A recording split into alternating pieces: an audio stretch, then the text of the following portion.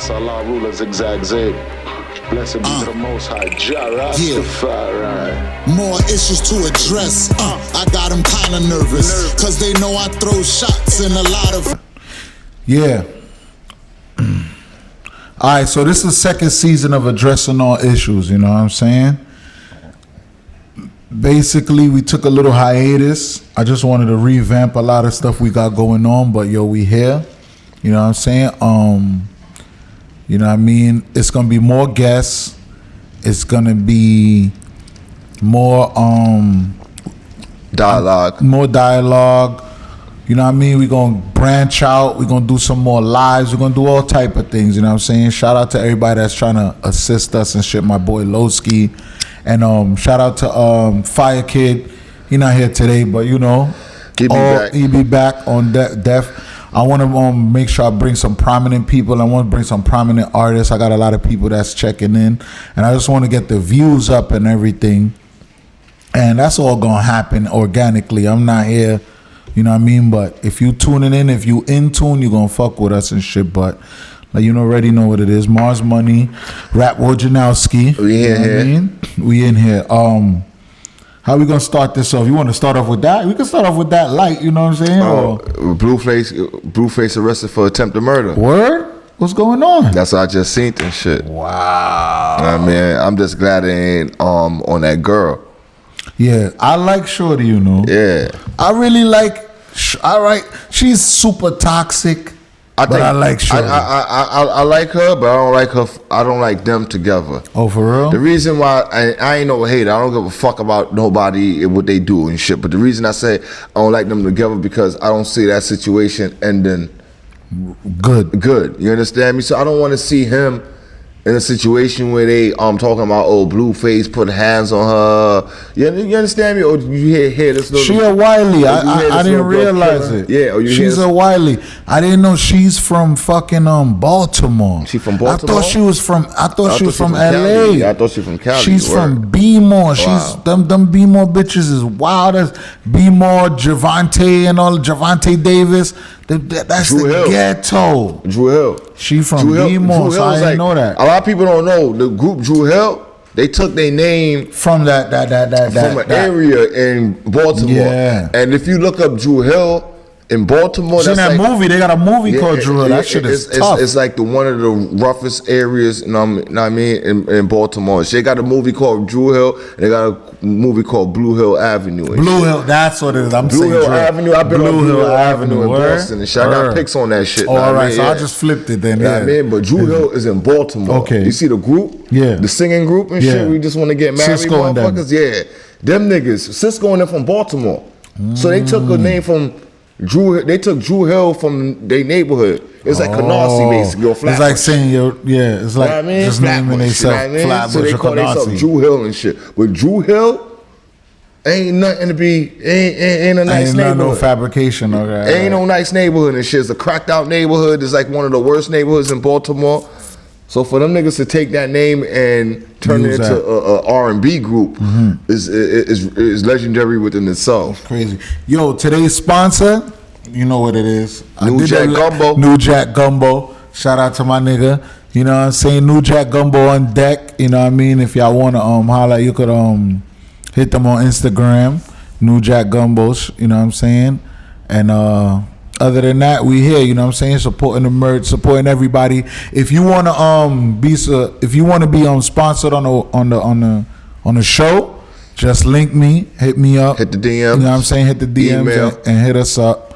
You know what I'm saying, we're gonna shout y'all out, put y'all shit up there. You know what I'm saying, that's what it's about, sponsorship and all that. But let's get into it, man. It's been a lot. We touched on some subjects already, cause like it's crazy, man. You know because it's crazy. I'm hate to cut you off. Sorry, brother. But yo, that last episode we shot. I just want to give the people to know. The last episode we shot, we was gonna put it out for y'all. It was gonna be crazy. Shout out to Lowski. You know what I mean? But you know, like I said, it was raining. You understand me? So a lot of shit got fucked up, technical difficulties and shit. I mean, niggas lost audios and shit. But that would have been one for the books. You know what I mean? So, you know what I mean? So a lot of shit from last week that was going on, that we touched on all of that, the Kanye shit, all of that shit for y'all. But I mean, time expired on that, so we on some new shit here. Yeah. So with that being said and shit, let's What you want to start off with? Let's dive in. What you want to do? You want to do about the controversy, or you want to go into the music, or what's we going go on? Controversy, music. It got a controversy. It got a lot of controversy in music, so we could take that and I mean some transition. So into that. all right. So we're gonna go to the music. 21 Savage. We gonna go into the album reviews, and then that shit gonna drag into that. So the albums recently that dropped that's hitting. What have you tuned into? Because I only tuned into a few, but it's a couple more that I should have tuned into, but I didn't get a chance to. I'm gonna show you because I buy these shits, right? Mm-hmm. A lot of the albums I'm listening to, Kodak Black, Cutthroat Bill, Volume 1. It was a good album, great album. Mm-hmm. It wasn't. I want to stay far from saying it wasn't his best project. But if you're a Kodak fan and you know the lyrical side of Kodak and the street side of Kodak mixed together, you'll love that project and shit. You understand me? Then he give you the hits like the Walk and the Spin song and shit. So I think Kodak is a legend that a lot of people don't give credit to. I learned to appreciate Kodak. Kodak is like all right, I'm gonna say this in a way. Kodak is the dumb Florida nigga, but not in a bad way. He's the dumb Florida nigga that you be like, oh, son be saying some shit lyrically and vocabulary wise. And he's smart. But you think he the dumb Florida nigga, but then vocabulary, like when he, cause I got introduced to Kodak when I was locked up. You know, that album Institution, all them songs. So he said a little, when he be like doing a little whining flow and a little saying little like corny shit, it be lyrically intact. It be bars. So what I say is like, he really the dumb Florida, Gucci now. Gucci niggas. But I want to clean that up, right? Yeah. Because I don't want people to get that. Yeah, I don't want to get misconstrued like, oh, he's Kodak dumb. I don't mean it like that. Not only not dumb, he can't be dumb because he's Haitian. Right. You understand me? And you know why I say that? Because every Haitian I know that they could act dumb, but they'll be smart.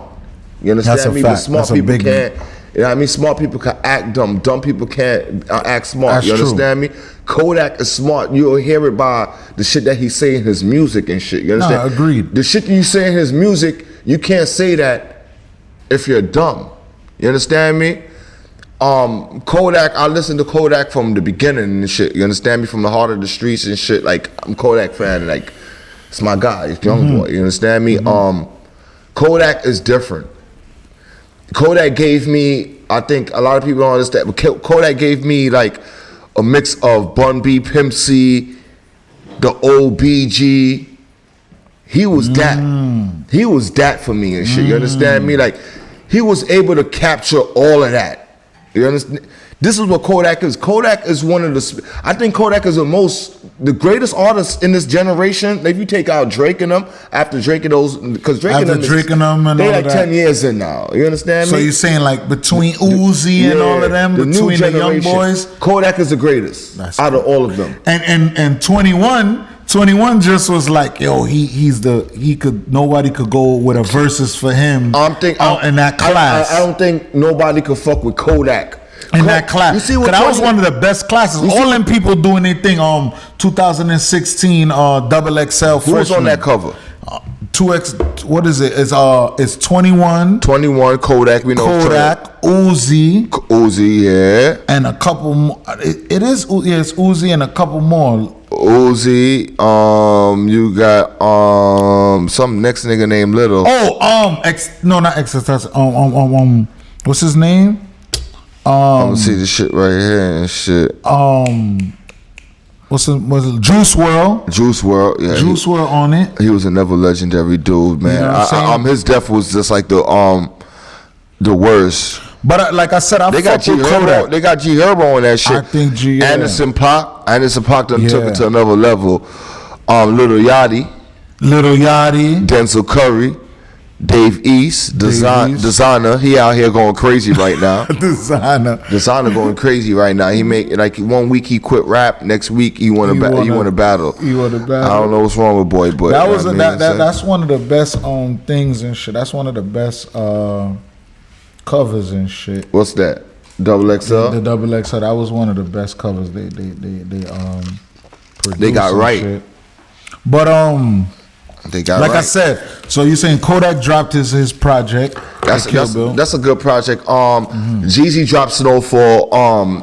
You gotta love that album. You fuck with Snowfall? Oh, I love it. That's you don't love it? No, I didn't get into it. I listened to it. I listened to like a good amount of it, but I ain't get crazy into it. But I love Jeezy. I actually love Jeezy's album before this one. A lot of people hate. A lot of people. I won't say I love hate. that album. I won't say hate because people didn't get into it, but Recession 2 was fucking crack. I fuck with that album. Recession 2 was fucking crack. I'm a Jeezy fan, so I might be a little biased, but I'm telling y'all, I could tell you the weak Jeezy album. Seen It All was a great album. Church on the Streets is okay. It's alright. You see where you try to go past the Jeezy, but nobody was ready for that yet. I think Thug Motivation he did 104. Right. He did 104? Yeah. That album that shit was bullshit. That's when he had like the old school cover with like the diamonds around his face. That shit, the cover looked good, but the album wasn't good. He had he dropped one of his classic mixtape, Trap or Die 3, as an album. I remember when he had the mix. That album was so with the red 3, Yeah, exactly. It came out around. He had one good song. Came out around the same time as Wins and Losses. Yeah, he had one good song on that shit. It was a video. Wins and Losses was the album at the time to really gravitate to. We gonna talk about Meek later. That was the album to gravitate to at the time. Wins and Losses, Meek Mill best album ever. You understand me? But Jeezy, so I'm telling you, Snowfall is a great Jeezy album. Snowfall. Yeah, he got it back. He found a way to mix the old Jeezy with the grown Jeezy. Because you know me, I be on my Pusha T and shit, Pusha T and butting out the drug shit. Ain't it just about the drug shit with Jeezy? He found a way to incorporate the old Jeezy. It's like he not just talking about like I'm selling bricks today. He'll tell you about what he did 20 years ago. That's why I like the album before this. That's what I said. I didn't get in depth with this new album, but I like the album before this when he was on the Buy Back the Block. That type of what was it? He said some shit. He is a couple joints on that album. Had Tamika Mallory on the album. He had a couple albums breaking down. Like he had a couple tracks on that shit. I like when Jeezy get in that mode. That's like Jeezy's best album, if anybody knows, The Recession. It's not even 103. It's not even the first The one. Recession, bro. The Recession is it. The Recession. Because that's when niggas knew, like, he had range. You understand me? When the nigga said, you know what I mean? Say my son, Section 8. Yeah, I need a vacation, but the line that stole the whole year, when he was like, some Section 8, when he says he had a line when he talk about his aunt, he's talking about his auntie having cancer, but something if you know what I mean, he's so worried about something else. So I'm listening. I forgot because I'm fucked up right now. You see a nigga, he going. I was going, but fucked up right now. But listen, Jeezy's are great. Now I mean, so. The Snowfall album is one of those albums I'm bumping right now and shit. Lil Baby dropped the album, but it came and went to me. For real? Yeah, cause it was heaters. It was decent. They saying like, all the songs sounded the same. It was just like one song, one style. He ain't do nothing different. So that's what I'm saying. It came and went.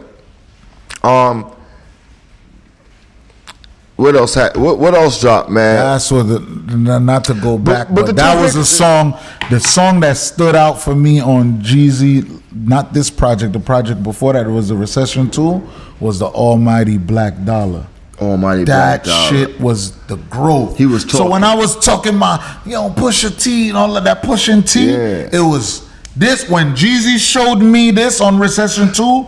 The growth. Go on YouTube, Marz Money pushing T video out now. You know what I'm saying? Coke Rappers K. Because, like I said, I keep my stance. Like, if you a rapper that just talking about crack, selling drug, we gonna get into that too. About, you know what I mean? We have to speak about how niggas be fronting. We gotta speak about that, but we gotta speak about like the community. You know what I mean? We're gonna get into that, how the Kyrie and all that shit correlate with all of that. Kanye, like, we just dismantling our community and pushing down our community with this crack, all these type of shits, you know what I'm saying? And, bullshit. And what the Jewish media would allow us to put out, what won't allow us to talk that shit, but would allow us to continue to speak about crack and drug music and all this shit that'll keep our community down, you know what I'm saying? Yeah, I'm gonna talk about that too. We're gonna talk about that too. But you know what I mean? Basically, like I said, I see the growth in Jeezy. I see the growth in a couple people, but I don't see the growth in Pusha. But we're gonna get off of that. You know what I mean? Oh, Pusha got nominated. For your man Kendrick too, right? Of course Kendrick gonna get nominated. Don't say my man Kendrick, the GOAT Kendrick. You know what I mean? Kendrick is great, bro. You know what I mean? That's your man. You know what I mean? So guess who they're giving it to though? It's so crazy. Yo, I want to make a bet with you. Real quick, because you try to come at Kendrick, and Kendrick is spreading the same message you spread about the cocaine rappers. I like that. I like that you said that. I respect that. You know what's crazy? A lot of times, right? All the rappers that I be fake bunning out, someone will compare me to them, yo. Like in my lifetime, a lot of people have compared me to the rappers that you bun out, that I bun out, or I wasn't jacking at the time, or whatever it is. You know what I'm saying? So I get it. I think your New York pride is strong. So once Kendrick City was a king of New York and shit, you tuned them out. I was locked up for that, so I don't really tune into that, but that could be one of it. But I was locked up for that situation when it was like, I ain't like Papoose and Fab went at him, a couple people, but they ain't go hard how they were supposed to and shit. The two niggas that went at him the hardest was Graf and Joe Buttons. Graf, shout out to Graf. And Joe Buttons too. I was locked up with Graf cousin.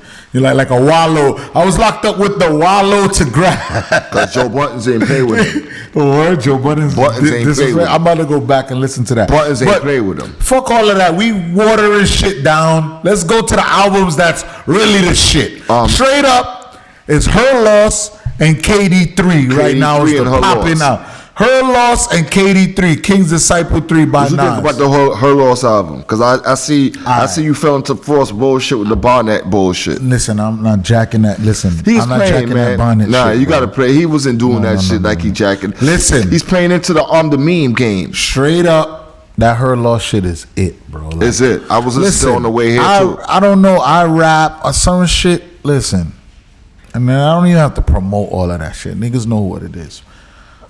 But that's good music. Sometimes, you know why I fuck with a nigga like Drake, bro? Cause sometimes, bro, when I listen to that nigga, bro, I be like, I don't have to rap because he's saying what I want to say. And sometimes I don't even say this shit, but sometimes that's not even a topic, but I be like, yo, my son be going in. And I fuck with 21. My man T-Hope, man, my partner, my Knoxman partner T-Hope, he was like, Marz, you need to listen to 21 more.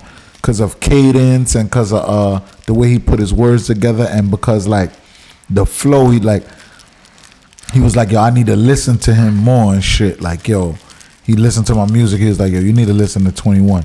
So I fuck with 21. I don't take nothing away from 21 flow. I don't think Drake outshined him or nothing, because there was some parts where Drake was kind of, but overall, the album is a good album. I fuck with that shit. Let me explain real quick. Because when you said that, like, Drake can really outshine him. Like, what happened is,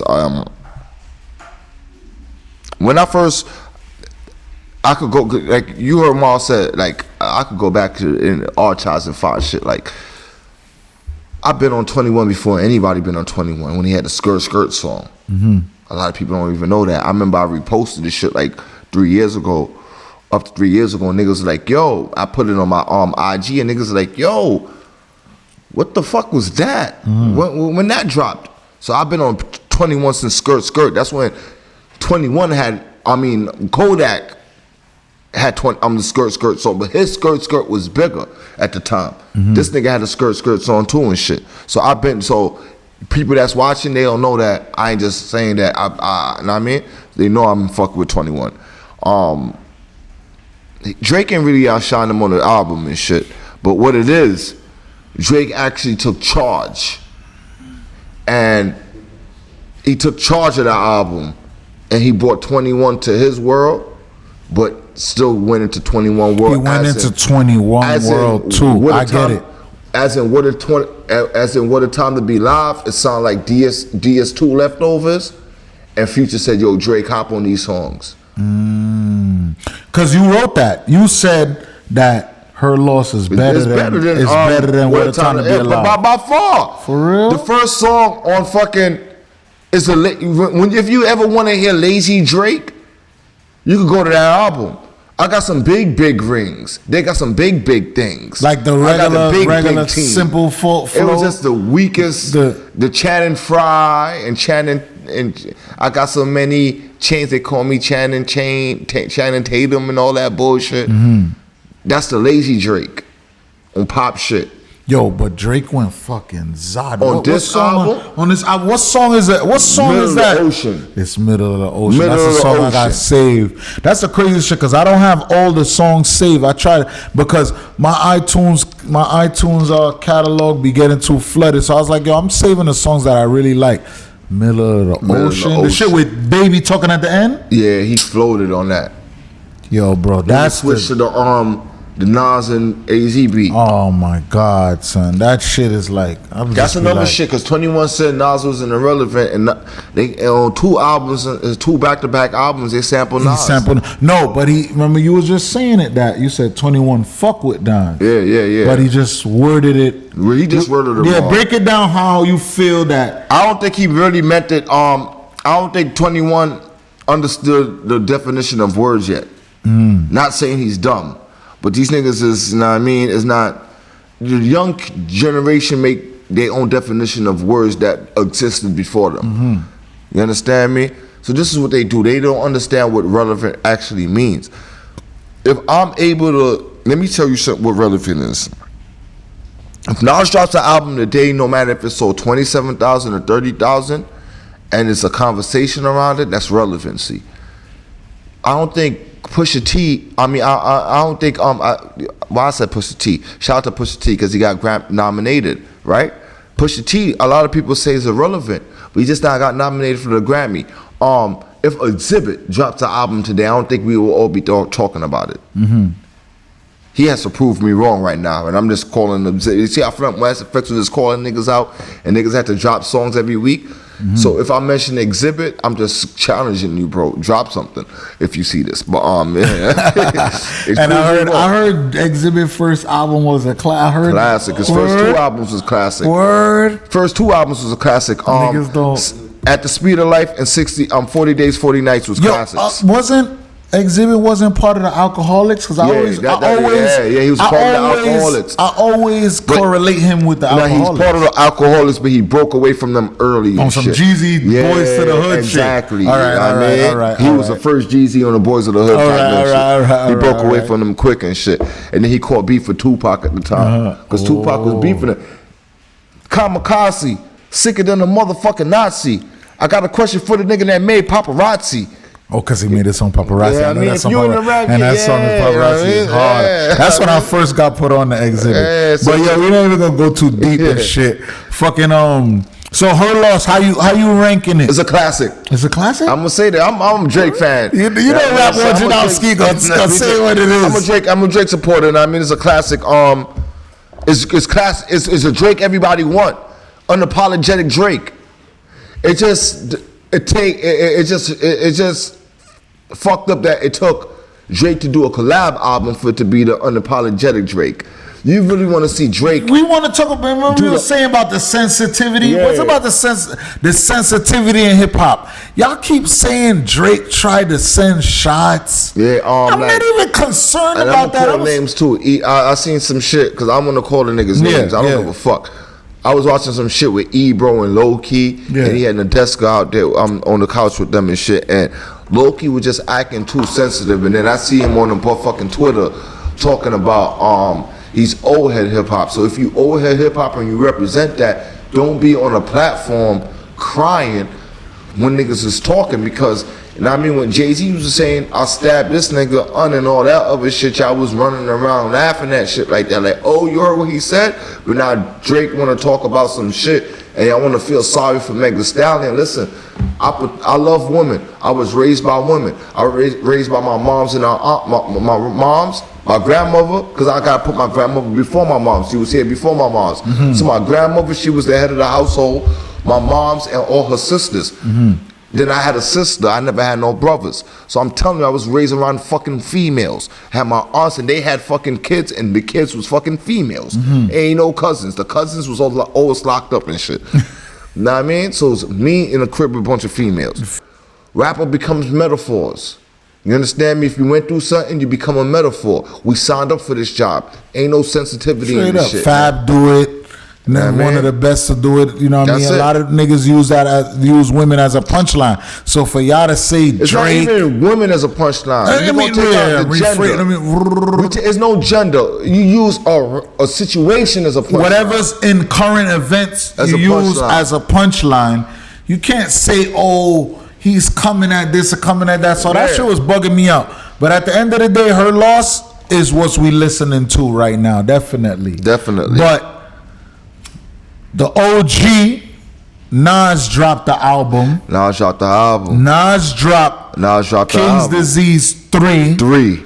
And like I said, ever since he fucked with Hit Boy, listen, first and foremost, I was up north for this, and I don't need to bring up the up north shit. Talk your shit, but brother. When I was up north, my nigga, that fucking that what's the album with him? Life's Good. Well, Life's Good is a classic. I don't care what anybody says. Life is Good is a classic. It's a fucking classic. It's a classic. So the same feeling I got for Life is Good, bro. Every last album, every King's Disease 1, King's Disease 2, King's Disease 3, Magic. That should give me that same feeling. Shout out to fucking Nas. Let me tell you something. You see when he said shout out to Nas, I want to just have a special shout out to Magic. That album. Shout out to Magic. That fucking album. Shout out to Magic. Let me tell you why. You know what I mean? Magic, people don't give that Magic the respect it fucking deserves. KD1, KD2, KD3. KD3 is fucking amazing. KD1 is amazing. KD2 is amazing.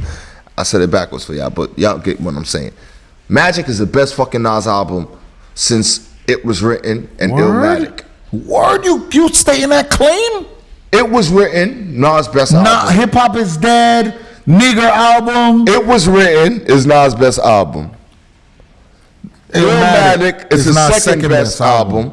Magic is his third best album. That's what you're going with? Magic is Nas' best third best album. If Nas, you gotta hear this. If Nas, you gotta hear this. I need a nigga like Nas to respond to this. If Nas would have dropped Magic after It Was Written, it would have been hard for Jay-Z to become Jay-Z who he is today.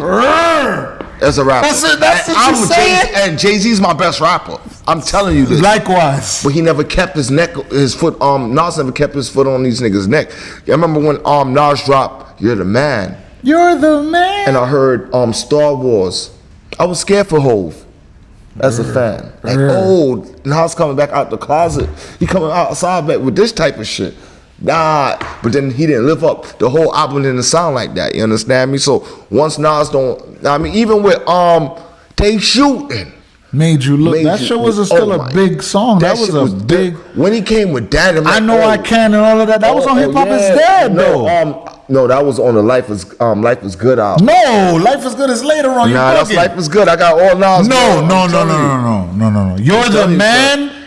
That's hip hop. No. You're the Man is on Stillmatic. Rap Wojnarowski. You're the Man is on Stillmatic. All right, and You're the Man is not on nothing. Nothing you just said is on Life Is Good. Life Is Good? It's Daughters. No, Life Is Good. Oh yeah. Life Is Good is Daughters and all that. Yeah. I'm drinking. Rap Wojnarowski. Godson. Okay. Godson is what I'm going with. Okay. Godson is the The motherfucking I Know I Can and shit. When you say No I Can, I thought I Know I Can was... No, that's Godson album. That's the shit. We was on the album in front of the beach. His mom's died and shit. It got Heaven on it. Now I mean, first song is Get Down and shit, which one is one of the illest hip hop songs and shit that ever dropped in history and shit. Now I mean, the story on that shit when he went in the courtroom and this man was about to get sentenced and shit, it's just different. And he grabbed the court officer guns and started squeezing. Then he told everybody, nobody leaving, everybody. And the James Brown sample, Get Down, came on. Oh, that's classic Nas right there. Where the Man was on Stillmatic and shit. You know what I mean? But Magic was that album that we needed from Nas, bro, after it was written. Because, you know, Illmatic was the first. I named Illmatic as his best album. So, but if we want to go in order, the actual order is Illmatic, It Was Written, and we needed Magic. If you really gave us Magic after It Was Written, even the Lost Tapes, because Lost Tapes is in the same fucking realm as Magic, but we didn't count Lost Tapes because Lost Tapes, we knew it was leftover songs. We heard those songs on bootlegs and shit. Now, I mean, Clue mixtapes, but that's when Clue, if y'all young niggas don't understand how big DJ Clue was, DJ Khaled or all this bullshit he doing will never be bigger than DJ Clue. Because DJ Clue was putting niggas songs out before niggas even knew their songs would even be the next single and shit. True that. So, like Nas bringing it back to Nas Magic, so need to get motherfucking more respect. Need to put more respect on that shit. But that King Disease 3, it's amazing. Yo, listen, I know why King Disease. Listen, there's no flaws. My younger brother, that nigga is playing King Disease, and he's the young crowd. He's supposed to be with Chief Keef, the drill, the everything. He's supposed to be there, and that nigga is bumping King Disease heavy right now. So I know that song is good. So getting into that, we kind of reviewed all the albums. We're gonna transition to that. Saying 21 saying Nas is not relevant. Nas is not relevant. He wildin'. I don't think he understood what he really mean. What he was saying. I think he misspoke. He misspoke his words. I think 21 wanted to say Nas is not top of the food chain rappers. He's not. We could all agree with he's not one of the top of the food chain rappers, but at this point in his career, 20-something years in, he don't need to be top of the food chain rappers and shit, you understand? Because I think 21 should have knew what he was saying, because I don't think 21, fuck it, let me just keep it raw. I'm not even going to be political correct with this shit, because I fuck with 21, so I'm trying to be political correct, because I don't want to be mad at the nigga. He said some bullshit. He was talking bullshit, you understand me? If you're gonna be a rapper, you have to understand the definition of fucking words, bro. You understand me? So by saying that nigga's not relevant is the dumbest shit you ever say, because you're in a fucking app talking about Nas. That's relevancy. You're talking about him. You just now dropped the #1 album the week before, and you're in an app talking about a nigga that dropped the album this week. That's relevancy, my nigga. What the fuck are you talking about, bro? So, and I mean, when nigga says some shit like that, like I gotta spank him for that, because that's bullshit. True word. That's bullshit. You understand me? By saying Nas is not relevant, Nas don't need to do too much to be relevant. Nas will always be relevant without even dropping music. Certain people is relevant. We ain't hear Bob Marley new song in motherfucking how long? Bob Marley's still relevant, my nigga. Bob Marley's still relevant, because at the end of the day, new Tupac song in how long?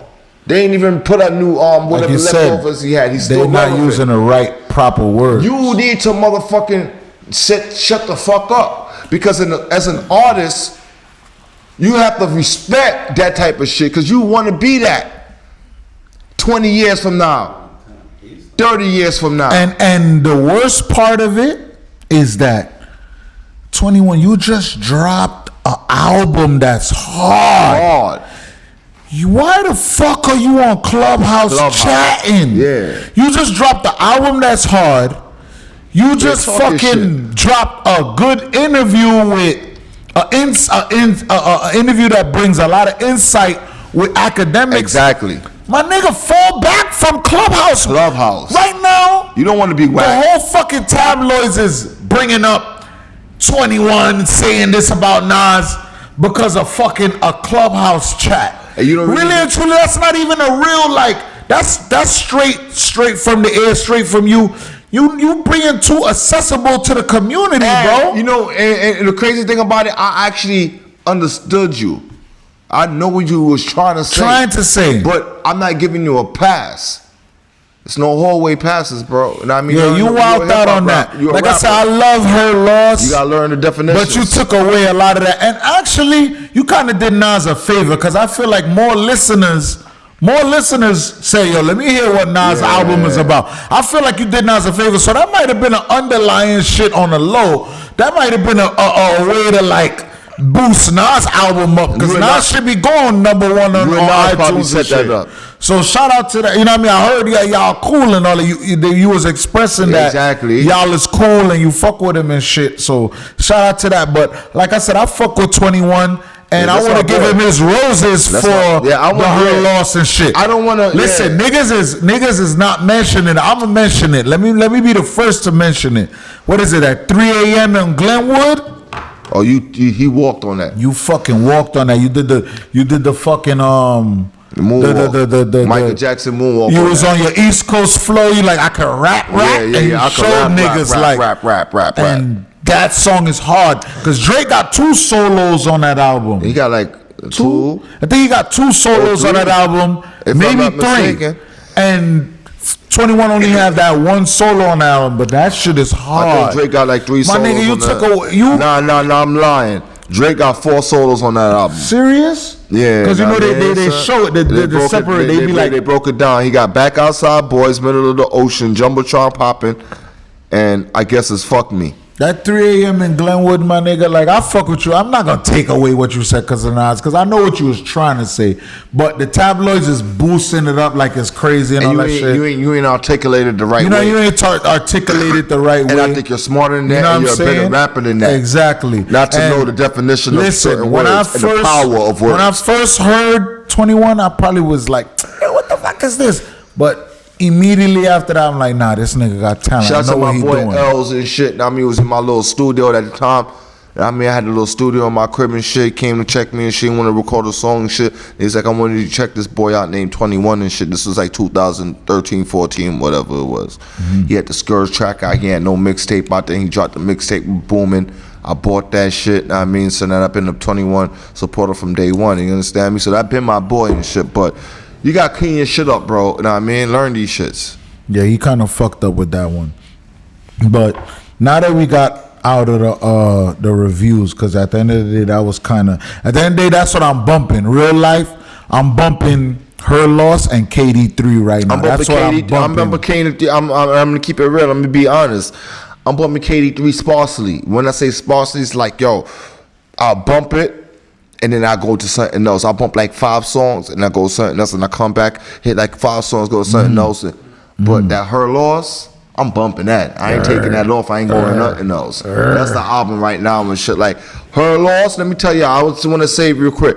Her Loss, motherfucking Kendrick Lamar, fucking Lil Durk, but actually Future, then Lil Durk. What? Then Jeezy, my top 5 projects this year. Oh, word? Know what I mean? All right. Her Loss, Kendrick Lamar, Future. Honorable mention, I need to... Lil Durk and Jeezy. Honorable mention, G Herbo. Honorable mention, you know what I'm saying? I tapped into that. PTSD? Yeah, PTSD. But I'm with Drake. Drake sent a shot. Was it for him or was it just in general? It wasn't for him because I seen him at the album release party and they ain't post nobody else's pictures. That was a shot when he was like, y'all niggas PTSD, y'all niggas taking PTSD. Yeah, niggas talking that fuckery, man. Yeah, but the boy 21 good though, man. Know what I mean? Like, I don't think it's that serious and shit. I think people just blew it out of proportion. Like, I actually seen Ebro make a tweet and shit. Now I mean, like, he gave a list of demands for motherfucking 21 to rejoin hip hop. You know what I mean? On some Brooklyn Nets. Yeah, but they did the Kyrie shit, man. Kyrie shit. Yeah, man. But y'all can go check that shit on Ebro page and shit. I ain't gonna read the tweet out for y'all. Read the tweet out, fuck that. I'm gonna try to go through this nigga shit. Read it out. He said, I think 21 Savage should have a list of demands to rejoin hip hop for saying Nas is irrelevant. Love you, bro. Assignments like memorize New York State of Mind. LOL. You know what I mean? Facts. Memorize New York State of Mind. Facts. You know what I mean? That's a fact. You know what I mean? Shout out to motherfucking 21. And I mean, keep doing your thing. And I mean, I hope you continue to shine, bro. But just understand that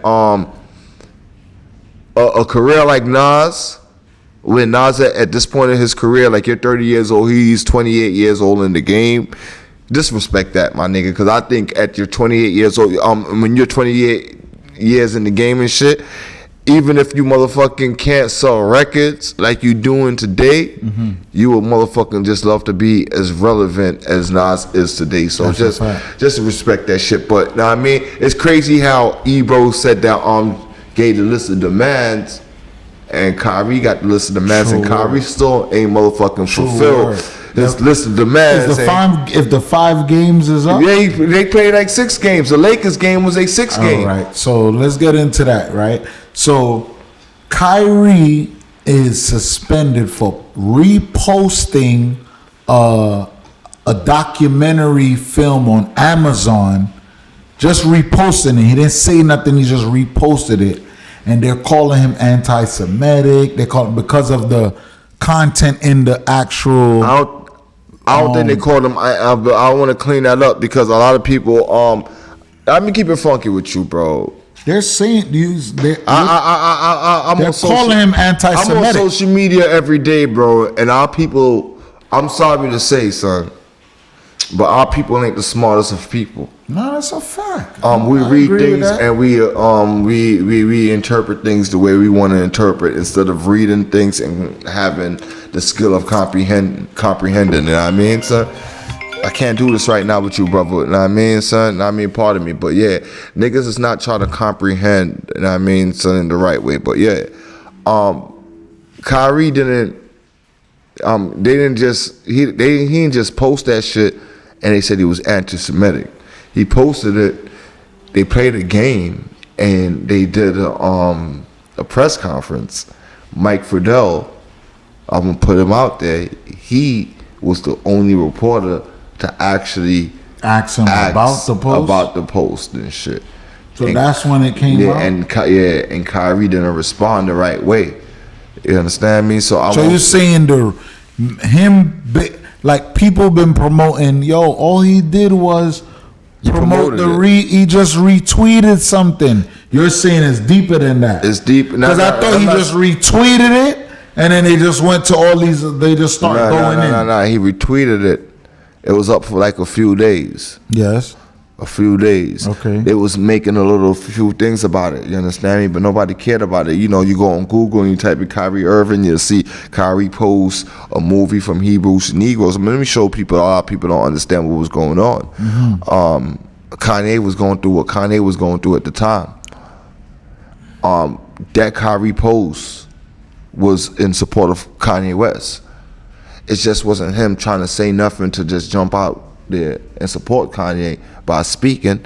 So he put the fucking link up like, all right, hold up. Since y'all want to motherfucking ban Kanye for what he's saying, go watch this. And it's going to prove a lot of things that he's saying has a lot of truth to it. You understand me? That's what it was. It was a silent support of Kanye West and shit. He just didn't read the room right. You know what I mean? So that's what it really was. Kyrie didn't. Kyrie is crazy. You know what I mean? Y'all mothers is crazy. You know what I mean? Salute both of them. And you know what I mean? RP to both of them. Phones on silent. Yeah. Nigga. Salute both of them and RP to both of them. You know what I mean? Kyrie mother and Kanye mother. Passed away too. Yeah, Kyrie mom's passed away and shit. That's why Kyrie been searching for self and shit. You know what I mean? All his sneakers. You know what I mean? Because I bought all Kyrie sneakers and shit. Yes, that's a fact. I got all the Kyrie sneakers. If you really look at it closely, you got Elizabeth on it. You know and on the low, listen, Nike, bring his sneakers to Nike Factory. Because I'm going to go right there. I posted this. I'm going to go right there on Nostrand and Flatbush. And I'm going to cop me some Kyries. The Nike and the Kyrie situation is a whole different crazy situation. That's another situation. That's ahead of the thing, but bring it a little more back. We're gonna continue with at the end of the day, what was the spark of the situation? The spark of the situation. So when he did the interview, Kyrie just didn't articulate himself right.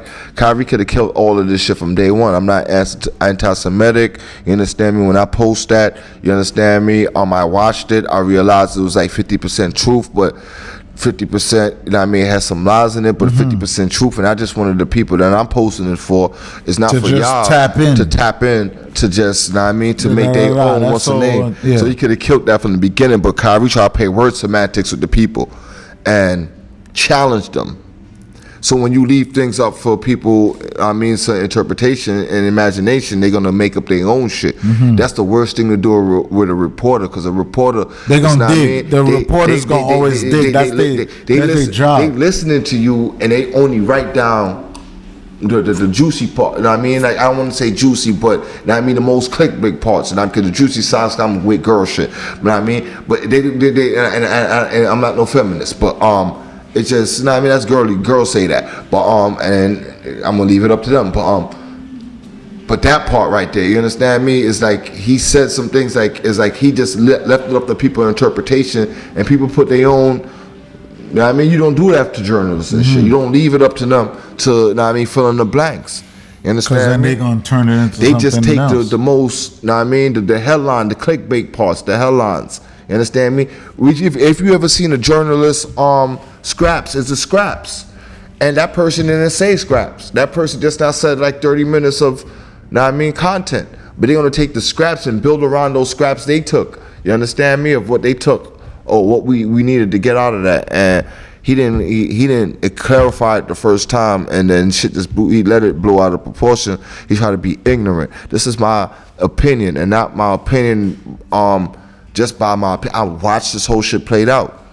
Understand me? So he tried to let it think. He tried to let it blow out. He let it blow out of proportion. It was this guy that started writing, a super fan from the Nets.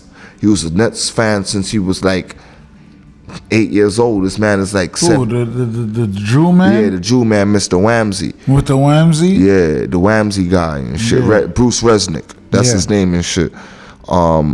He was a super Nets fan. He started writing. Once he started promoting he wasn't in support of the situation. And he's a lifelong. That's when Joseph Ty, wasn't it? Yeah, Joe Ty. A lot of people don't understand. The Bruce Resnick dude is Spike Lee of the Brooklyn Nets. He was Spike Lee of the New Jersey Nets. You understand me?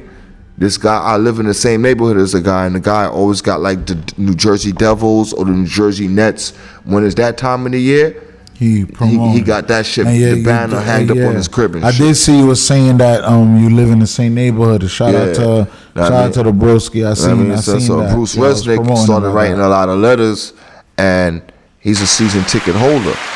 You got to remember, a lot of people don't understand this shit is a business, and a report came out that Brooklyn Nets is last in NBA sales tickets. Yeah. When you said that, when you told me that, I wasn't jacking that, because the NBA tickets for Brooklyn Nets is expensive to me. Yeah, and that shit bust my brain that you were saying that. And then you got to look at it. Who you think is the number one supporters of Brooklyn Nets teams? Jews. Now, I mean, the Jewish people. Brooklyn. We live in Brooklyn. I'm sorry to burst your bubble, but you understand me. But we live in Brooklyn, and this is a Jewish ran community, man.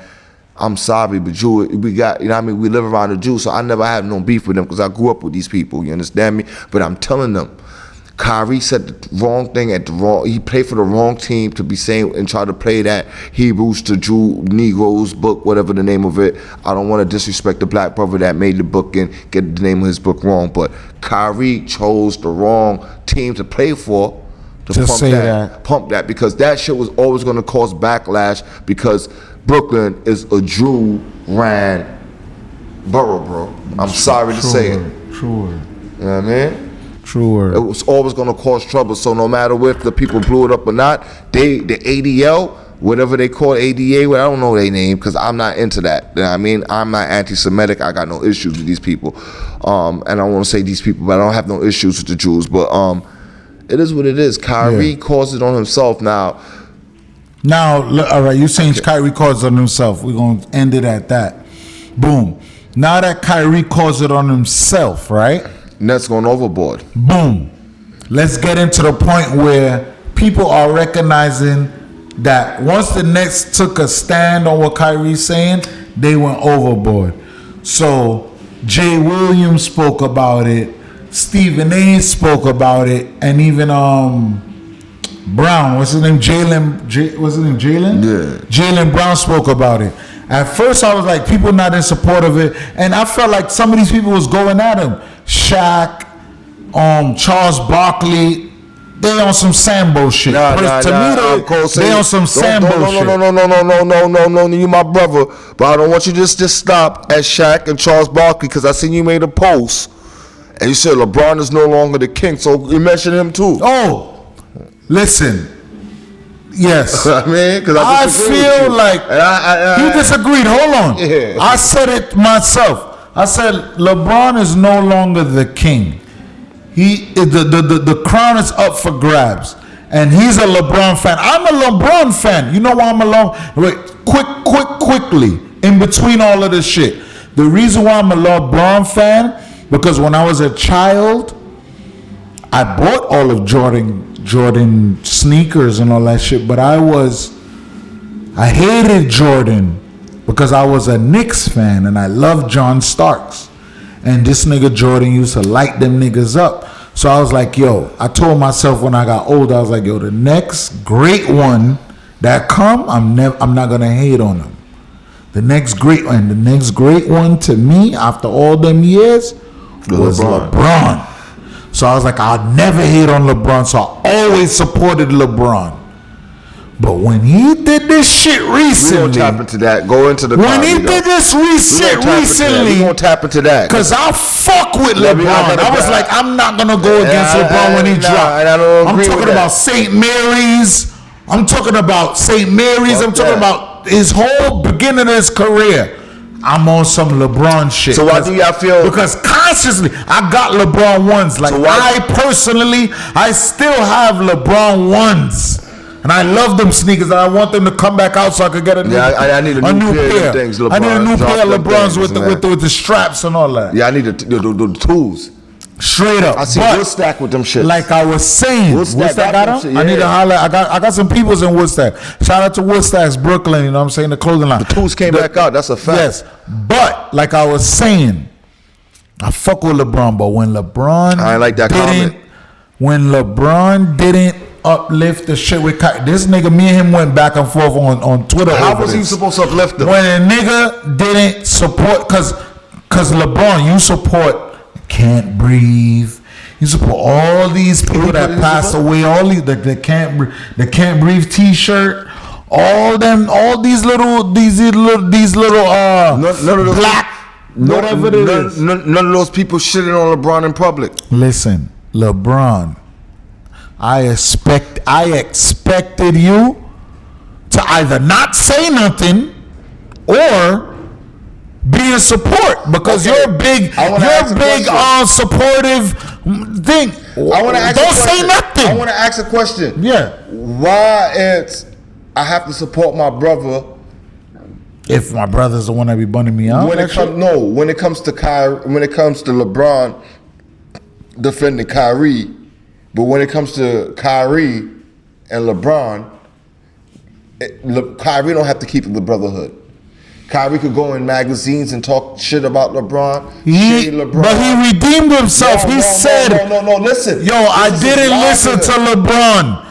He was right with the Cleveland shit. Yourself just like in 1 year like that. When I done took 6 years of bashment, what fucking 1 year or one summer of apology? The nigga was going through the shit with Celtics, and he said he was going through the shit with Celtics, and he realized, yo, bro. And then when he first signed Brooklyn and got with KD, what'd he say? Oh, this is the first time I'm on a team. Yeah, he just said it's the first time. And I could look down, and this person could hit the same shot as me. You understand me? Like LeBron wasn't hitting game winners when they was playing in motherfucking. LeBron hit the game winner against Chicago when they beat Chicago in the playoffs. Most game winners. You know what I mean? He had more game winners than Kyrie. Know what I mean? In the championship game, he told Ty Lue, clear that shit out, and let Kyrie dance with Curry one-on-one. That's IQ. If I know I got to play on my team that got IQ to kill shit, I'm going to let you kill.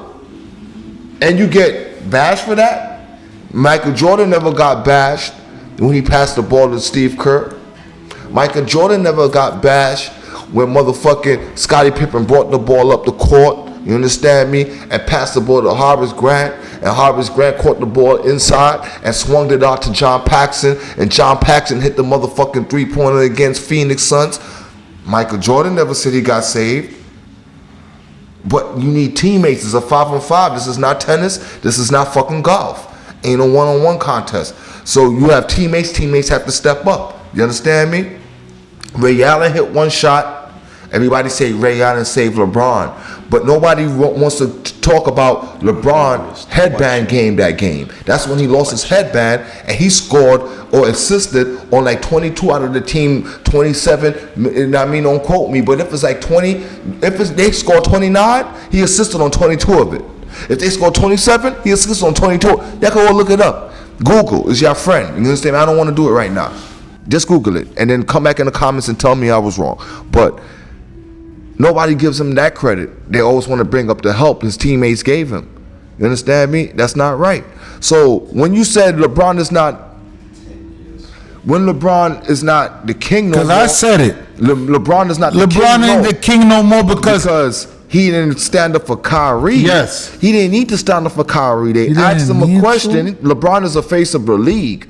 The guy that's the face of their league is a motherfucking Jewish. You understand me? Kyrie supposed to be smarter. He played for the motherfucking Mike Krzyzewski. What's Mike Krzyzewski? Jew. A Jew. Kyrie is full of shit. The nigga's a preppy kid. The nigga went to Duke. Duke is a prep school compared to North Carolina and all the mother colleges. Australia. He's a preppy boy. Grant Hill type nigga. So I don't want to hear that shit, Kyrie. You learning yourself now? Okay, cool. Read the room. It's a time and place for everything. He's definitely not reading the room. I could attest to that. Is not wrong for what they did. They not? No. Hold on. Brooklyn Nets is not wrong for putting those big stipulations on Kyrie? No, manas.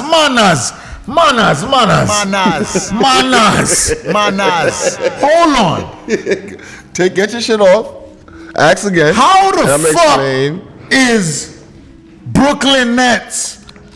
They OD'd. They OD'd for the whole fucking NBA community. Shout out to Jaylen Brown, the vice president of he's vice president? Jaylen Brown full of shit because he backed off of Kanye. Yeah, because he stopped being on Donda. He stopped being Donda Sports. Yeah.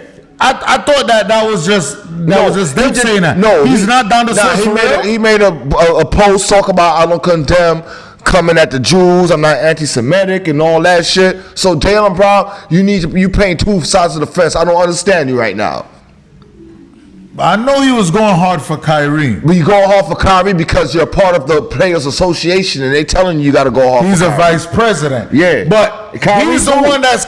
Listen, Jaylen Brown is the reason why right now it is a stir in the pot because... No, CJ McCollum. He spoke first. Let's just CJ McCollum is a first? So not Jay Williams either? No. I want people to understand. CJ McCollum was the first one to speak out. Y'all could go look it up, man. And when y'all look it up and type in CJ McCollum, the date's gonna come up. And y'all type in the other names we just mentioned. I'm fucked up, but I can't remember. Jay Brown, Jaylen Brown. And when you type in Jaylen Brown, CJ McCollum, and motherfucking Jay Williams, you're gonna see who stood to the podium first. It was CJ McCollum. Because he's like the president. And Kyrie is the vice president of the Players Association. Jaylen Brown is like a senior advisor or some shit like that. I know. Don't misquote. Kyrie's a vice president? Yes, bro. I know. Kyrie Irving. I know Chris Paul was the president at first. And when Chris Paul was it was Kyrie Irving. But Kyrie Irving was supposed to be next in line. But Kyrie Irving have a lot of controversy that comes with it, so they left him where he was. You stayed vice, and they promoted boy CJ McCollum. I fuck with CJ. CJ McCollum spoke up first. Then, when they started putting the stipulations on Kyrie, a lot of the NBA players, especially Jaylen Brown, was the first to speak up and shit. Right? I give him that. But let me explain why Nets have every reason to do what they did, and I want to speak for the Nets. I'm appalled. I want to speak for the Nets. I'm speaking for the Nets. I'm speaking for the Nets. Because that's my Nets is my favorite. Listen, Nets is my favorite. Listen, I'm a Nets fan. You from are? day one. As soon as they opened the stadium, I wasn't there. Shout out to my nigga Fire, because he was bunning the Nets out. Because if you're really a Nets fan, you'll know this is their 10-year anniversary this year. 2012, 2022. We came in 2012, bro. Right? I had the motherfucking hat when that Darren Williams on the motherfucking Nets hat. Know what I mean? I got the Adidas jacket. My Adidas jacket got a Brooklyn Nets logo. You know what I mean, son? So, Nets fan, bro, from day one. That's their first merch with Adidas and shit. Know what I mean? But that's neither here or there. Nets has every right. Nets have every right to put those 6 or 7 stipulations on Kyrie. Bounty Killer have a song that said "Poor people fed up." Poor people fed up. Them niggas was fed up. I mean, so this is 4 years of Kyrie. That's culture right there. You can't get rid of that. Culture, poor people fed up. To the system. That's our era. Big up Bounty. But continue. That double album was a classic. But yo, you know what I mean? Yeah. They fed up, bro. 4 years Kyrie signed to Brooklyn. And it's just 4 years of this Kyrie fuckery. Nothing clean with for Kyrie. So even if the last situation, if Kyrie would have tripped the owner and the owner wanted to suspend him for motherfucking 10 games because he tripped the owner, it would just, if I take all of this shit right and pour it in this one glass, it's gonna overflow. It's overflow, bro. It's overflow. If they had a sick of time. But right now, Kyrie haven't addressed the 6 or 7 stipulations that he need to. Right now, they gave him that. It's past the 5 games now. Yeah, but they gave him. Yeah, it's past it. They paid 6 games. All right, so he's still not on the court. He's not continuing with that. They said a minimum. The minimum. You see, so that's what we. Wordplay. So what's going on? Yeah, see, because he's never. Y'all gotta pay attention. They never said Kyrie was suspended for 5 games. They said a minimum of 5 games. So it could be. That's indefinite. That's basically saying indefinitely. Indefinitely until we figure we ready for him. Yeah. All right. So now Jaylen and everybody else speaking up for him right now. About that shit. They don't care about that? No. He really has to come through and say these. Yes, he really has to continue the stipulations that he put on. He really has to follow through with those. He really has to follow through with speaking to the rabbis of the community. Kyrie Irving is done. He done? He retired. He got to retire. Let me tell you something. Kyrie Irving will never get a next max contract in his career. This is a free agent. Abdul Rahim. I look at him as Mahmoud. What's it? Mahmoud Abdul Rahim. What's his name? Yeah. That Chris Jackson. Yeah, Chris Jackson. Chris Jackson. They go Chris Jackson. Rauf. Yeah, Rauf. They go Chris Jackson him. It's a fucking problem.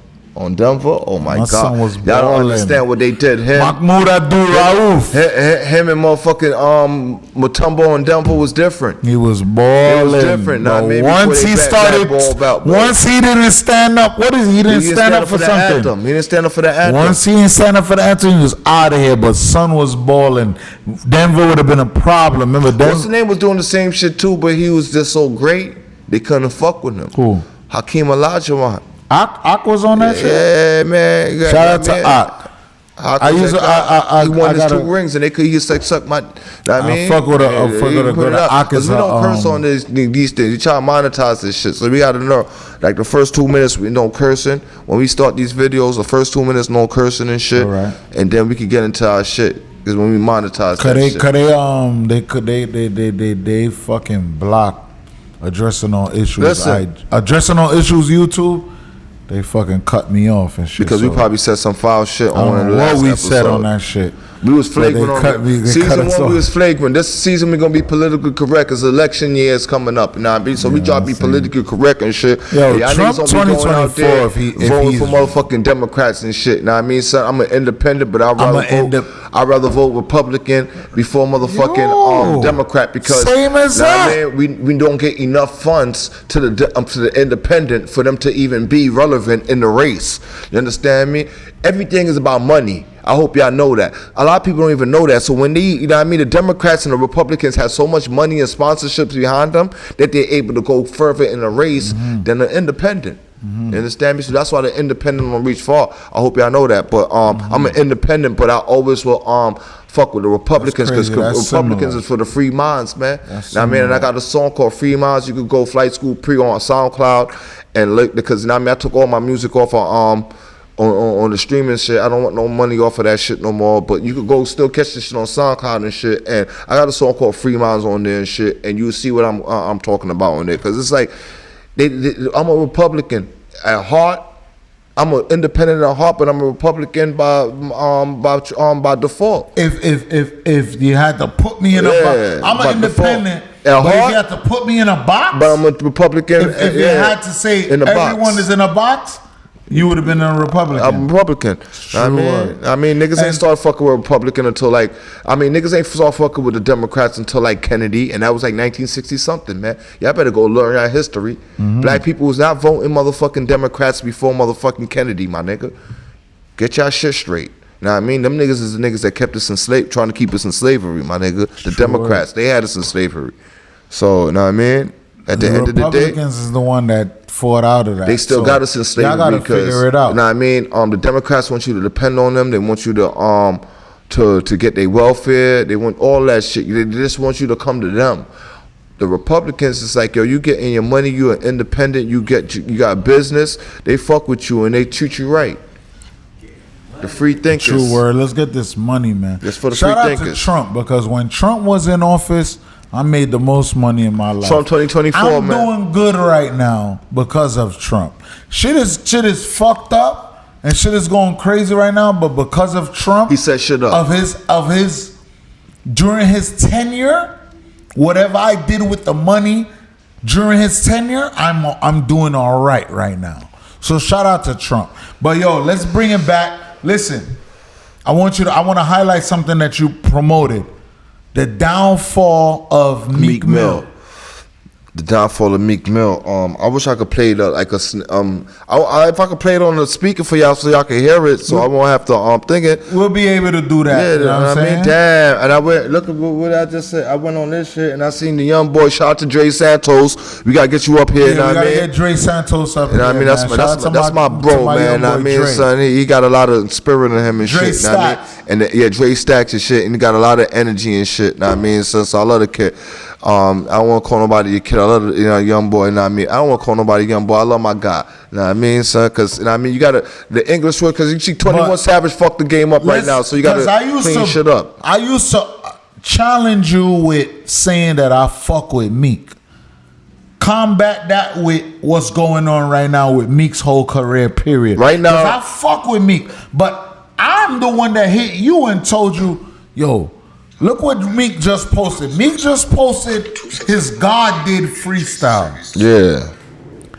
And I was so upset with it because it was like, I wasn't jacking it, bro. I wanted these niggas, know what I mean? Because I wanted to be a rapper. So if I wanted to be something, I needed to have my history about this shit. I remember back in the days, and this is why I never respected Meek Mill, even from the beginning. I remember they asked him about Illmatic. Right before his album was about to come out, he said, I never heard Illmatic in my life. Said that? Meek Mill said, I never heard Illmatic in my life. Y'all could try to find that. Y'all could go look it up. I don't say anything just to say it. That? And once I said that, I said, these niggas is a joke, bro. You a joke to me, my nigga. He said it? Yeah, he said it. Wow. You a joke to me, you know what I mean? You don't understand this shit, man. You ain't dedicated to this shit. Yeah, you made it further than I did, but you probably had... you know what I mean? Everybody's stars ain't aligned the same way. You understand me? This is what people don't understand, and everybody don't sell themselves out. Understand me? I tried to do the shit by myself. I did the rap and the track triple double no assist, like Kanye said. I was everything for myself. I had to go to work. I had to hustle. I had to do my music. I had to promote it. I had to do everything. I was everything for me. You understand me? I ain't have nobody. Now I mean, and I didn't want my friends to motherfucking help me because I didn't care for these niggas to help me and shit. You understand me? Because I ain't want nobody ever feel like, yo, I owe them anything. Yeah. You know what I mean? So if y'all like it, y'all like it. Y'all hop on board. Y'all see what I'm doing. Y'all gonna fuck with it. A few years later, I see other whack niggas start getting on, and these niggas started promoting these niggas harder than they ever did for me and shit. And once they see me coming on that type of vibe where I was just standoffish, they understand. But that's one of the reasons why. But at the end of the day, Meek Mill is a great rapper, but I knew Meek Mill wasn't gonna reach his full potential once he said that line back in the days. When he said, "I didn't understand. I don't know the Illmatic album." You understand me? From when he mentioned that, you knew that I knew he wasn't gonna be that great. From that? Yes, I read that shit. I knew he wasn't gonna be that great. You don't study the shit. You ain't studying the greats. You understand me? You know how I knew Drake was gonna be great? How you knew that? They got a shit on. Y'all could go look it up. Drake did his own MTV Cribs. This is before Drake did his own MTV Cribs back in the days. He's still living in his mom's house. Went in his basement. He showed his hip hop book. His book with all his CDs and shit. I said that kid gonna be great because it was like the different CDs he was naming and that shit like this. Know what I mean? That's the same shit where everybody's still coming at him today when he's like at a Pusha T mic signed or some shit.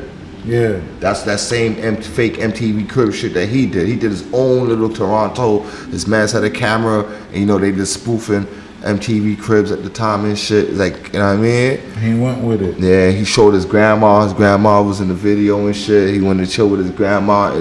He was living in the basement. He's like, yo, they moved me down to the basement, so this is where I stay and shit. So y'all could go look it up. Drake MTV Cribs. It's not MTV Cribs, but his own MTV Cribs that he did and shit. Y'all gonna find it on the internet and shit, because they never scrubbed the shit off the internet and shit. But Drake was always, so once he showed me that, I knew he had the knowledge he was gonna be great, because he studied the greats.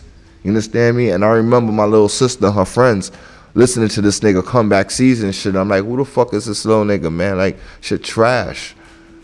Shit trash, man, because I was a hater. Ain't no way, I'm 7 years older than my little sister, so ain't no way no little girl's gonna put me on the music. So if they put me on to something new, it's trash to me. I'm being an older hater.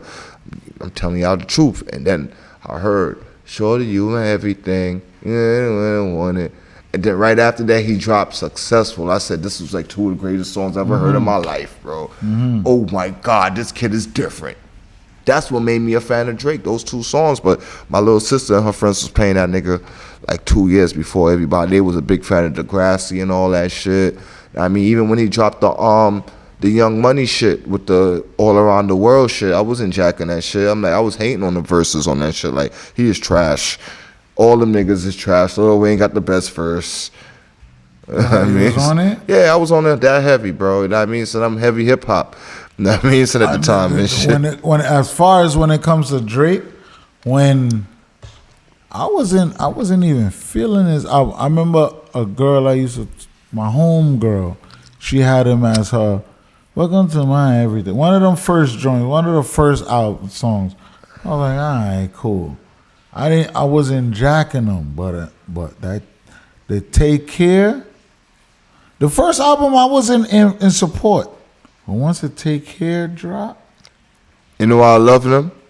that shit bust. When I understood him, because I remember the first time I heard doom doom doom doom doom doom doom doom doom. I'm not loving you.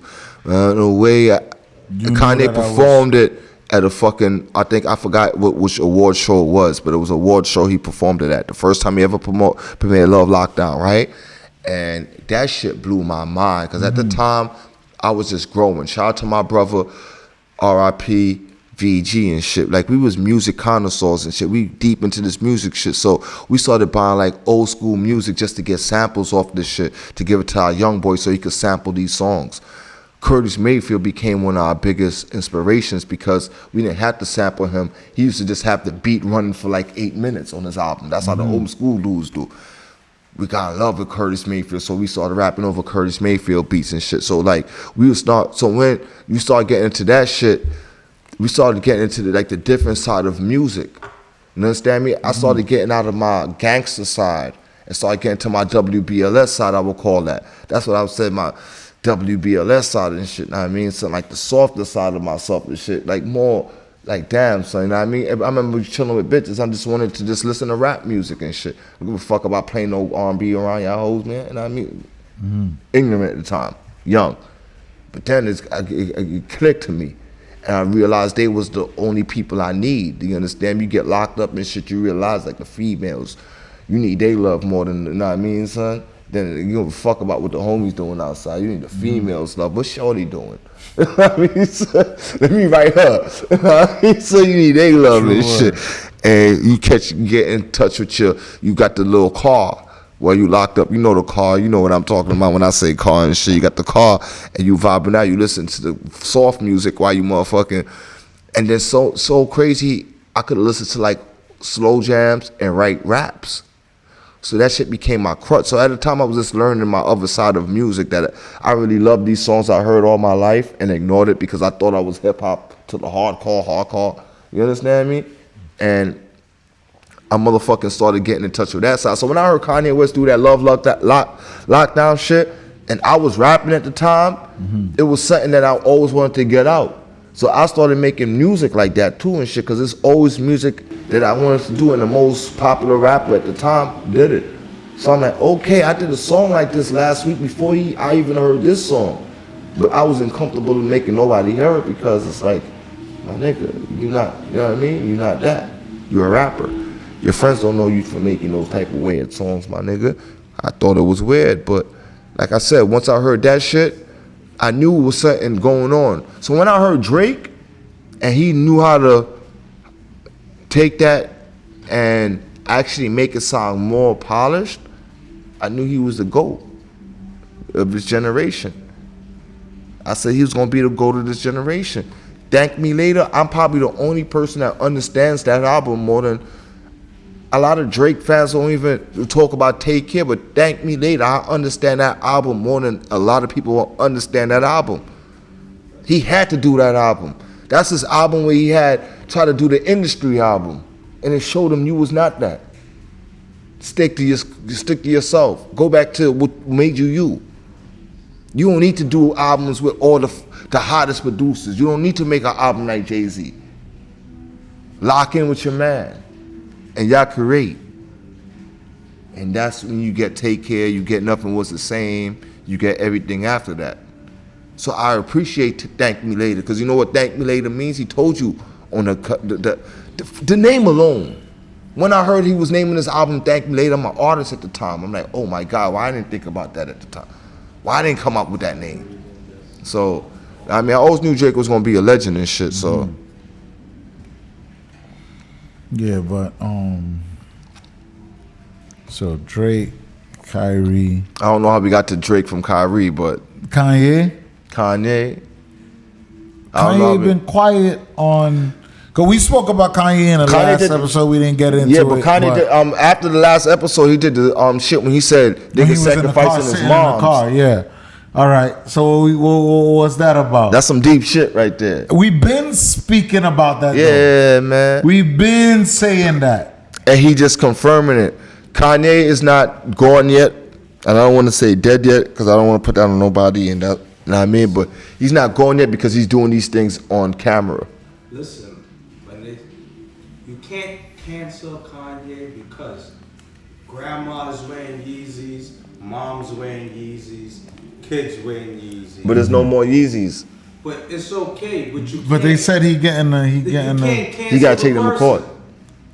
But he's on the clause. The clause he got is to take them to saying court. that But he just waiting for them to fuck around with him.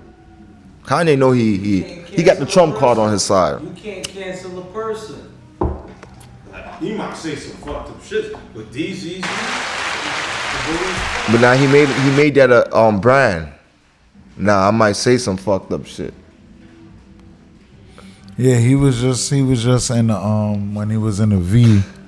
What I'm saying is the Brooklyn Nets had every right to motherfucking do what they did to motherfucking basically to round it off. They had every right to do what they did with Kyrie because all 4 years Kyrie been in Brooklyn, Kyrie has been in trouble, and it's just like it's overflow with them niggas. Devil's advocate. If you a black owner and you got a white player that's the shit, he says something that says nigga, you're gonna go at him. Yeah.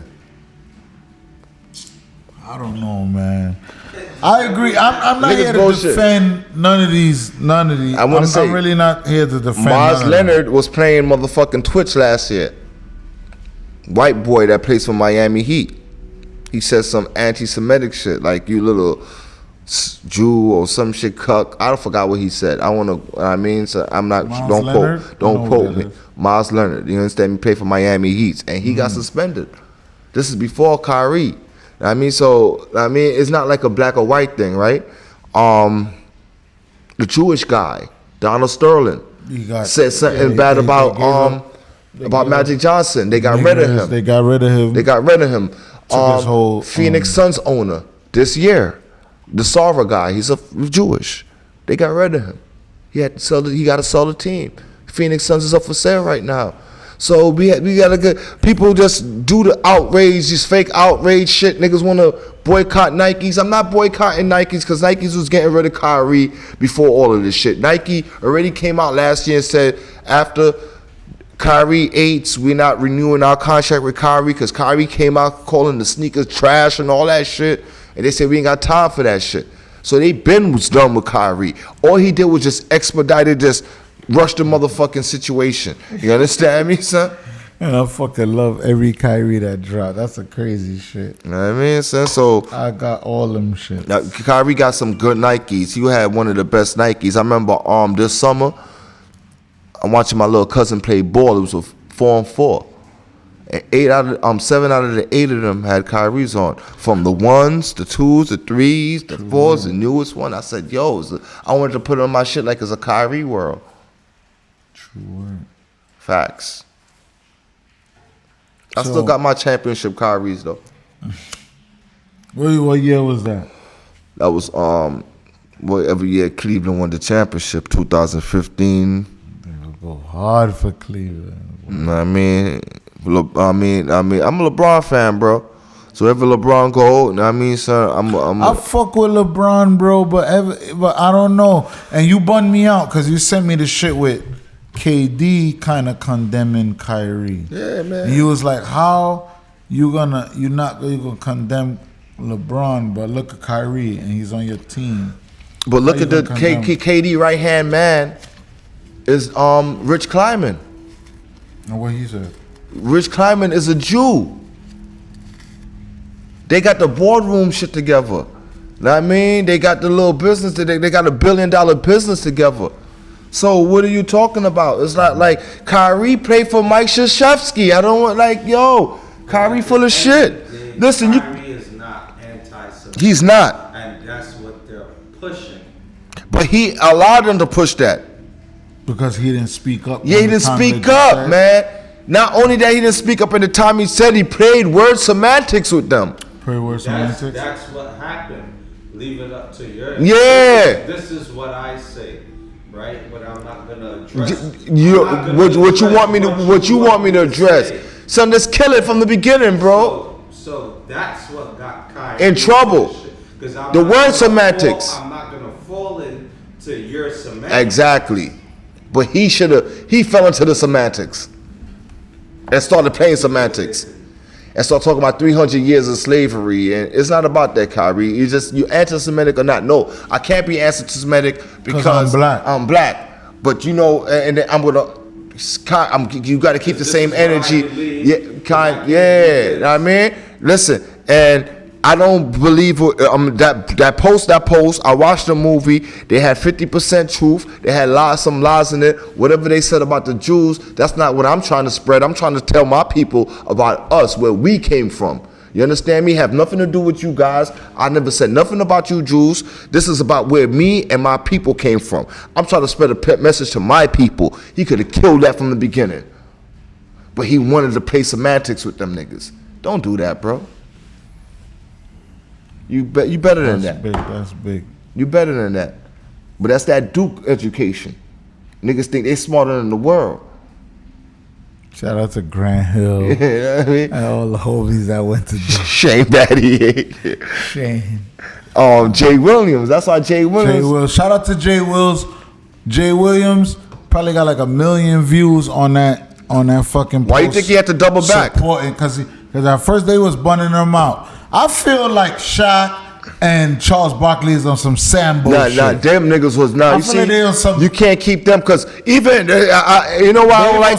You know what I don't like about. You know what I don't like about people. People just find all the bad about LeBron, and he's a good person. Because in LeBron's same speech when he spoke about it, he said Kyrie's not a bad person, but I do not agree with what he's out there doing and shit. Now, I mean, that's not my religion. If it's not my religion, he didn't mention religion. But if it's not his religious beliefs, and then you're not gonna expect a man. Why LeBron should have to put his family on the line for something Kyrie don't even want to articulate himself? Because LeBron is the face of the league. So, yeah. So if LeBron they're gonna ask him about not mentioning nothing about Kyrie, the people wants to know. At the end they're of the gonna day, ask him about that. LeBron, you're the face of the league. Whether we want to acknowledge it or not, we want to try to promote Curry and all them niggas. LeBron is the face right now. When stop, don't shoot, and all that shit was alive, and Kaepernick on that, Karan was. I'm gonna make that post up in front. I hate to cut you off, brother. When Kyrie so we can stop saying that? Situation go, you don't say nothing, and then now when you do say something, it's against. That's Kyrie. not an argument going forward, though. Yeah. No, I'm saying you just not made the greatest argument ever. You the greatest. You understand me? You're the GOAT. What you just made the greatest argument ever that I'm gonna run with now. Can we start saying that now? We can't call nobody else the face of the league until LeBron retires, because we haven't heard them question Curry or none of these other players about that situation, but LeBron. You understand? LeBron is a face. Listen. So we can't call these other niggas face of the league. LeBron is the face of the league. LeBron is the face of the league, and I told myself, yo, listen, after you love John Stark's bum ass, and you disowning Jordan, even though you was buying every sneaker, because I had every Jordan from Jordan 1 to Jordan whatever when I was young. I didn't have Jordan 2s, but other than that, I had them. You know what? True word. You know what? You know what? All the hate. I want y'all to show something. I want you to show catch this. All the hate did was make me go buy the LeBron 20s. My son got all the LeBrons. That's what it's a fact. And I had the LeBron. I love LeBron 20s. That's all it made me go do. Buy the LeBron 20s and shit. So, you know what I mean, son, niggas talking about they boycotting Nikes. Like, I remember I was trying to. If you go back, I watched this whole shit. I'm not boycotting Nikes. My man was like, yo, I'm boycotting Nikes for the dirty little niggas that I be bunning out. I ain't boycotting Nike. I'm getting sweatsuit. No Nike Techs. I'm burning all Nike Tech sweatsuits. All my Nike sweatsuits gotta be in some looking like the mafia sweatsuits. If your shit ain't velour or motherfucking like that. That extra tech. Yeah, no, I don't want no tech. I don't want no cotton. I want you know the shit when my spliff drop on it nylon or some shit, whatever it is, and it burn. Yeah, you know what I mean, son. Yeah, listen, I want the shit. Not wearing no Nike Tech. I'm wearing essentials. No more whatever, Nike Techs, man. Whatever everybody else, whatever sweatsuits that's lit, I'm wearing it. I think I'm about to just make my own sweatsuits, man. That's another thing, because I'm trying to get sweatsuits. Yo, G, I tell you, send me the fucking link to the fucking sweatsuit for the. Send me. I need to go pull up. We got a whole company we could design for. I'm ready. I need my own sweatsuits. I don't want to buy nobody outfits. As far as feets though, you know what I mean? Nike can't be banned because of certain shit. You gave me a flyer just now. This shit disappeared. What's that? The flyer, that shit should be on fucking sweatsuit, nigga. That's the logo, nigga. Oh yeah. I'm always thinking ahead, man. That sticker right there is a logo. This is on a sweatsuit. Nah, that's a fact. You make this smaller? That's a fact. You make this smaller, it's like a polo sign. The You know what I'm saying? Just like that. You know what I mean? Great minds, you know what I'm saying? But at the end of the day, Great minds son, clothing, man. you're ready. I mean, sweatsuits, man. I mean, so what I mean, so you been on that time because you got a bunch of Marz Money merch and shit. Know what I mean, merch king right here, man. Don't let this guy fool you out, man. He's a merch king. Before all these niggas that say they do merch, they do music and all that, I've been on that. You feel me? That's a fact. I've been on that from before, so I be seeing a lot of niggas complain about they movement or whatever's not going, whatever it is. But I could have been the nigga that complained, but I'm not complaining because life is good, man. Look at this. I might start seeing this. You know what I mean? Son, this is an ill, you know what I mean, logo. You know what I mean? Put that shit on a hat right here like that. Shit's hard on that hat. Mm-hmm. Snapback, trucker hat, dad hat. You know what I mean, son? I'm about to take this shit right here. I'm gonna take it to KP to make me a dad hat off of that shit. So to end it with the Meek situation about the downfall of Meek. The downfall of Meek. That's what we were speaking of. You know what I Yeah. mean? That's what we were speaking on while we mentioned Meek and all them other niggas and the Drake. And I knew Meek wasn't gonna be great because we tied in Yeah. everything Clarify together and the shit. downfall of Meek. That's why I was saying I knew Drake was gonna be great when I heard this song when I delved off and I forgot the actual to tie it in. But that's why I knew Meek was never gonna be his full potential because he didn't understand about studying a rap game at a early. Once you make it, you just gotta study it and gotta know the people. Even if you don't give a fuck about them or not, you just gotta know about it. You just gotta know about it. Just know about it. I remember I used to be Google for my parent, my pops and them before Google was around and shit. Like they had me, nigga, you want a basketball hoop in the backyard, nigga? Learn the game. Then they give me quizzes. They used to give me homework about that shit. What you learned about Wilt Chamberlain, nigga, that ain't my time, nigga. But you have to learn about it. What he did in 1977, this, that, and the third. They just wanted me to, Bill Walton, I had to learn these shit. So now when these motherfuckers in the shit drunk and shit, arguing in the kitchen and shit, Nookie, because everybody, that's my name in my family. They call me Nookie and shit. And I mean, my name is Nookie. I'm the most valuable rookie on some scientific. That's my first rhyme I ever did in my life, right? Crazy shit. But yeah, old school. You hear that rhyme? Yeah, right? They call me Nookie in my family, right? Nookie, come. They call me in the kitchen. When Magic Johnson, how much Magic Johnson scored in that game? And I break it down. I was Google before Google for them. You know what I mean? That's a straight up shit. I mean, that's why I'm gonna keep it for real. I mean, kids ain't supposed to be, young boys ain't supposed to be at baby showers. Cause I used to try to go to the baby shower because my girlfriend was gonna be there. Pops and them like, nah, you gonna stay with us in the crib. Let them ladies go where they go. So I used to have to be in a house with just a bunch of men. I hated that shit. But it is what it is. Now I understand what they was talking about. Shout out my pops and my uncle. Yeah, but at the end of the day, you know what I'm saying? The Meek Mill. Yeah, we was talking about Meek Mill, right?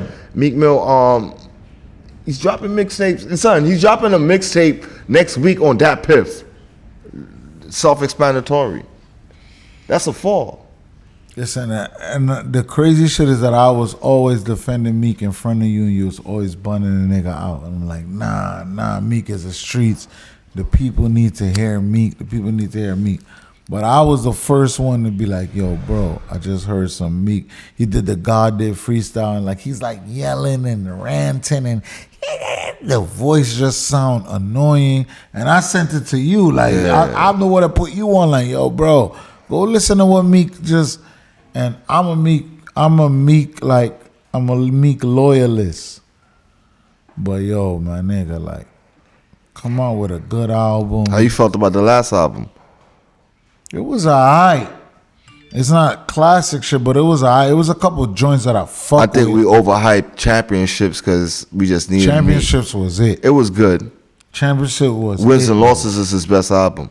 Yeah, but Championships was what we needed. You see how people praise championships? I think they need to praise wins and losses like wins that. And losses. That shit is fucking flawless. Wins and losses is better than his first album. It's better than all his albums. That's his best. His best album is Wins and Losses. And if you want me to, I'm talking about the shit that you could buy, right? Yeah. That I could go on iTunes and buy. Yeah. And then the DC4 mixtape. The shit where he had the beat up face on it when the cops beat him up. Yeah. That shit was hard. When it's back against the wall meet. Yeah. You know what I mean? That's when after back to back and all of them shit. Yeah, that's after that back to back shit. That's when he had to try to redeem That's himself. when the nigga was in the Philly nigga was in that song, that first or second song, like some Iron Mike shit. Remember when they like hyping him up?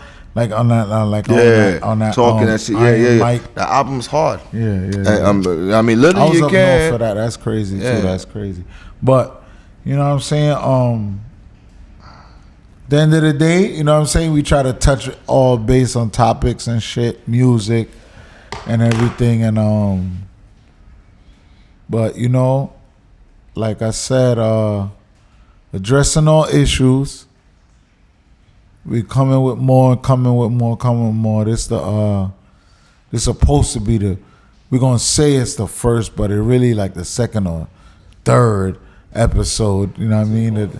This is 1.5, episode number 1. Season 2, 1.5. 1.5. We gonna save it like that too. You know what I mean? Save it like that. I addressed it at the beginning that y'all ain't get to see, and I hope that y'all get to see that shit, man. Shout out to Lowski, but we gonna try to do another episode with him too and shit, so y'all can understand what y'all missed. You know what I mean? But shout out to everybody. You know what I'm saying? It's Marz Money, Rap Wojnarowski. And we here, man, addressing all issues. We back, season 2. Go on, jump. No, I don't want to jump. Yes, you do. You smoke crack, don't you? You smoke crack, don't you? You smoke crack, don't you? You smoke crack, don't you? Yeah, Coke Rappers K, educated thug music. Yeah, I know dealers, you know dealer, man. You don't know the feeling, doing time for dealing grams. Chill, my man. Reach your ceiling. Now you spinning fans like the ceiling fan. Terrence and Fat Joe crack. Stop the cap, yo. Y'all niggas full enough chat, yo. That's a fact, though. Y'all rap like you're still outside, taking the pack out your asshole. Respectfully, your bars is weak. Your delivery won't make me a believer. You ain't got no felonies, please, bruh. Missy ain't your only misdemeanor. The same way they hate how Meek Mill yell. A question why Cass stay rapping about jail. It's the same way I'm tired of these rappers that been out for like 30 years, still rapping about krills. Manners yourself, I'm just keeping it real. Let's state the facts if we keeping it thorough. Like crack cocaine ain't fuck up the world. Don't point the fingers at the crack babies going on drills. I hate what crack did to Jarrell. We used to make songs about his moms being on krills. That torment is the reason why his life is derailed. This godfather molested him, he became a mook in jail. Who wants to be your mother of a nigga who sold drugs? Or a son that sold his mother a whole dog? It's a serious epidemic in our hood, we need to talk about it. Or treat it like we treat the homeless and walk around it. I see y'all not ready for this conversation. Still blaming the white man and want some compensation. If you ain't jacking what a nigga saying, I'm with the shits and all the confrontation. For all the other coke rappers in the industry, I give y'all a blind, cause y'all was just in the streets. The whole Detroit, Griselda, EST. As for me, tap in if you got THC. Respectfully, your bars is weak. Your delivery won't make me a believer. You ain't got no felonies, please, bruh. Missy ain't your only misdemeanor. Look at me, boy. Don't you smoke crack. I see y'all not ready for this conversation. Yes, sir. You know what that does to you? Huh? It kills your brain cells, son. It kills your brain cells. Now, when you're destroying your brain cells, you're doing the same thing as killing yourself. You're just doing it slower. Now, I say if you want to kill yourself, don't fuck around with it. Go on and do it expeditiously. Now, go on and jump. No.